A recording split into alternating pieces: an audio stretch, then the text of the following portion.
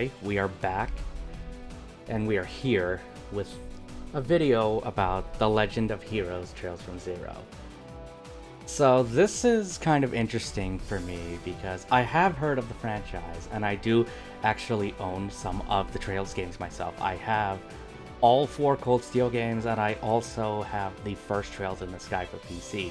But interesting thing is that I haven't really dabbled a lot into them. Like, I've maybe done an hour or something of Cold Steel and maybe about that or less with Sky, but I've never actually sat down and played through a Trails game in its entirety. That is, until now. So, with full disclosure with this, I want to give a big shout out and thank you to NIS America for providing me with a copy of this game and for taking a chance with me on this. And all the footage you're seeing here is going to be of the PC version of Trails from Zero. This game is also available on the PlayStation 4 and Switch as well. And I'll talk a little bit about some of the things you will get with the PC version of it. But for those unfamiliar with Trails from Zero, it basically takes place after Trails in the Sky 3rd chapter, 3 months after that. 3 months after that experience in the city-state of Crossbell, which is set between 2 empires, the Erebonian Empire and the Calvard Republic. In this game, you play as Lloyd Bannings. You are introduced to Lloyd Bannings, who was gone for 3 years and done detective training and is coming back home to Crossbell. However, he is assigned to the special support section. It's an odd job branch of the police department, which is led by Chief Sergey, and Lloyd is accompanied by Ellie McDowell, Randy Orlando, and Tio Plato. Throughout the game, you'll be playing as these 4 characters, and you're not only seeing them grow as characters, but also how the SSS evolves and becomes like these kind of nobodies, or say Bracer wannabes, into their own. I do enjoy this experience though. Like, the story itself was very well done. It did feel focused in terms of its narrative, which is something I appreciated. And you got to see, as I said, not only these characters grow, but each chapter focusing on a specific incident and coming to a satisfying conclusion. One thing with the story that I found is it does seem to reference things prior, so stuff from Trails in the Sky, which I haven't played yet.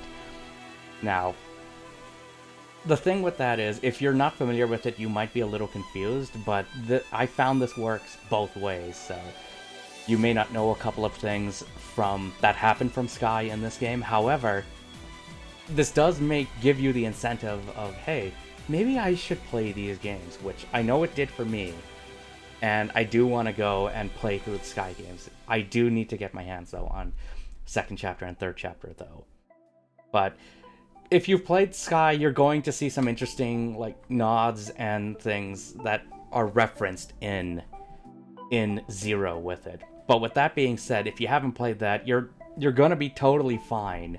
You're gonna be totally fine going into Zero, which was the experience for me. As I said, this is the first Trails game that I've actually sat down and played through from start to finish, and I didn't feel that lost with things.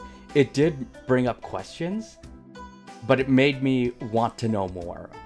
And the story itself, it has its moments. Like, it made you emotionally invested, I found, with what's going on in the city of Crossbell, like from its political intrigue or its other factions, to the cases reaching their conclusions and meeting up with other characters, which I'm not going to spoil too much here for it, but I will say it is something you should experience. It's super well done, and it does cap off things well with leaving just enough questions. Now, the thing with Crossbell is that it's a 2-part game, so we have Zero now, and Azure which is the second part of it, which is scheduled for next year. So that's something I'm actually personally looking forward to. But that's like at least a little bit of the story itself for you. But in terms of how it plays, this is a turn-based JRPG. And I actually like this kind of combat system. I'm more of a fan of action RPGs, because in terms of Falcom, like, they have another franchise called Ys, and Ys is one of my favorite franchises. That goes more action-based. So if you're going from Ys to this, turn-based, it's going to be a bit of a change. However, the turn-based structure, I think, is pretty well thought out. In terms of how it works, yeah, each person takes their turn, but you can pull off moves that can delay attacks as well. Like, Randy has an ability to do that, which I think is pretty handy, especially in some scenarios. However, the meter is also structured in the fact that you can get buffs and other abilities that can happen throughout the experience, such as getting double attacks, or restoring your health, or team attacks, which can definitely help turn the tide of a battle, especially if you factor that in, I find, with critical mode.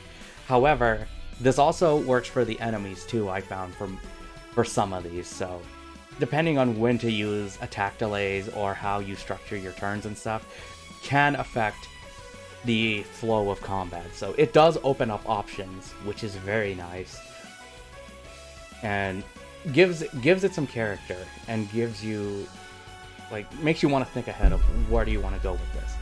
But it's not just all melee combat. You also have these things called arts, which are it's basically magic powers and stuff. And though they're pretty good to look at, and some of them can help definitely turn the tide of a battle. They do have a bit of a charge time to it, though. However, if you stack that with, say, double attacks, then it just immediately nullifies that, which I think is really neat.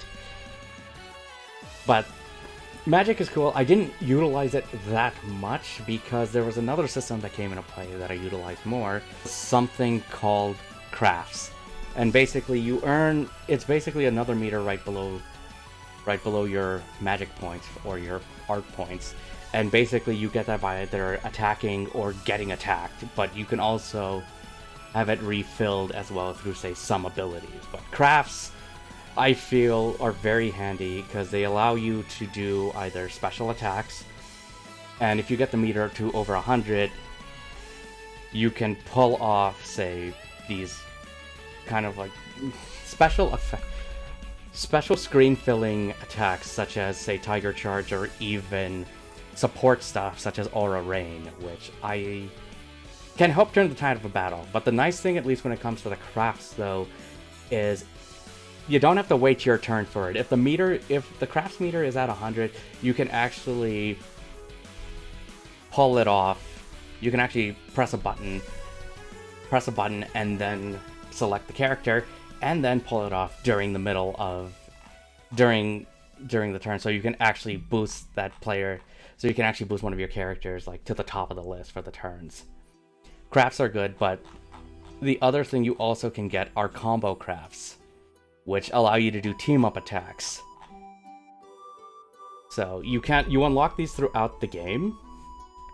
There are some that are unlocked behind side quests, which, if you're looking to do side quests, there's quite a bit to do in this game, and the side quests are very entertaining in this experience. There is a lot to do here.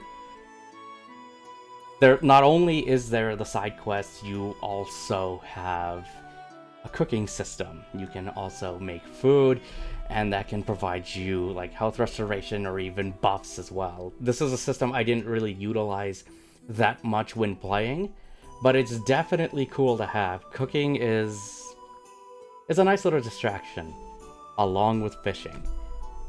And let me tell you, I put quite a bit of time fishing into this game. There's just something relaxing with it, and if you ever get bored, you don't want to do anything else, then why not fish? In terms of balance, though, for it, I feel like the game is relatively good throughout. There were some tough points I encountered with combat.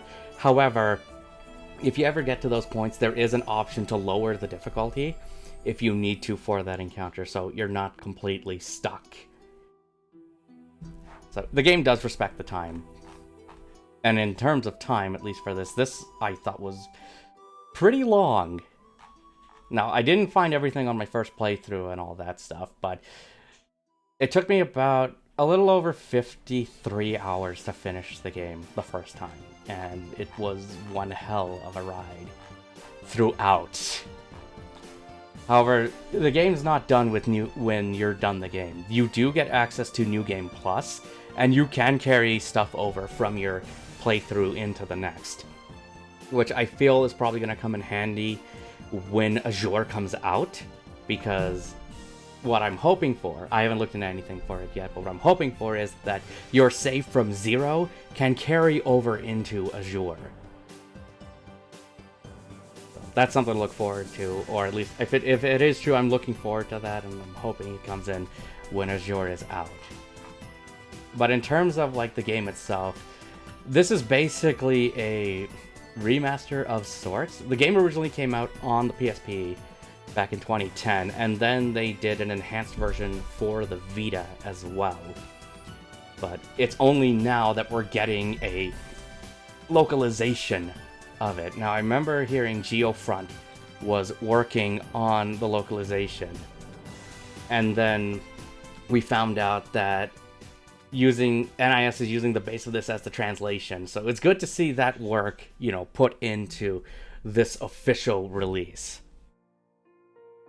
And in terms of like localization stuff, I feel like they did a good job with it. It all went pretty well. There were maybe one or two minor hiccups, I think, with it, but that's something that can easily be fixed.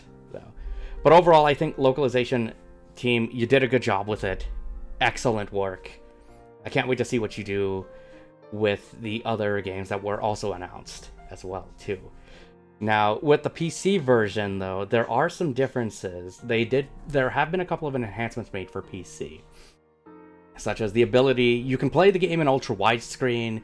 The game also supports up to 144Hz refresh rate, and I was playing this game at 120, and I had no problems playing this thing whatsoever. It basically ran fine. You can even mess with anisotropic filtering, and even MSAA, and even anti-aliasing. You can do MSAA with it too, and the game actually looks really nice. There maybe were some minor graphical hiccups with it. I noticed one building in the game had a low texture, oddly, but then when you go back to it, then it runs better. And then some weird kind of minor graphical glitches with it. But in terms of its style, I like how this game looks. It's not going to be the best looking game on the market, but it does harken back to an era of RPGs from, say, like Super Nintendo, or even like old 2D stuff that you saw from like PlayStation 1.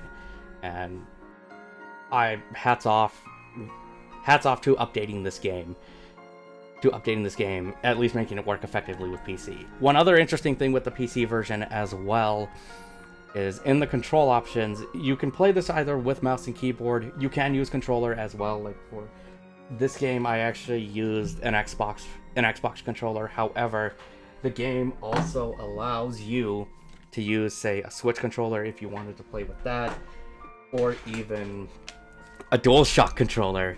And if we want to go farther with that, you can even use a Stadia controller as well. And one thing in the settings as well, you can change the button prompts to your respective controller, which I think is a nice little touch.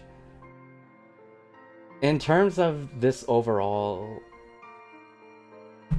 as a first-time player of the Trails games, it left me wanting more. However, but the story itself did wrap itself up pretty well, but it leaves you wanting more, and it makes the wait for Azure a little unbearable, but it's only a couple of months. I can't wait to see where the story goes. But also with this, I do want to go and play Sky, and I want to see what conspired before then that led up to this. I also have Cold Steel, which I need to get to those at some point. Maybe after all this is done, and if I ever get enough time with it. But I will say, if you are new to the Trails games, like if this is going to be your first experience, you're going to have a great time with it. I I don't see you having a negative experience with it unless you don't like JRPGs or something. But even then, I'd still give this game a look. It comes highly recommended from me, and I can't wait to see where they go next with this. You have my attention. You have my attention, Trails. Show me the rest of your hand. So with that said, again, big shout out and thank you to NIS America for providing me a review copy of this game and for giving me and for taking a chance on me with this. If you want to try this game out, it is available for the PC, the PlayStation 4, and the Nintendo Switch. You guys can check it out there. If you like what you saw of this, please like the video. If you have any feedback, leave some in the comments below. Don't forget to subscribe to the channel as well. I'll be putting up more content as soon as I can with it. And also, I stream on Twitch, so you can check me out there. There will be a link in the description below as well. With that being said, though, everyone, thank you for watching. Your support means a lot. Until next time, stay safe, and I will see you in the next one.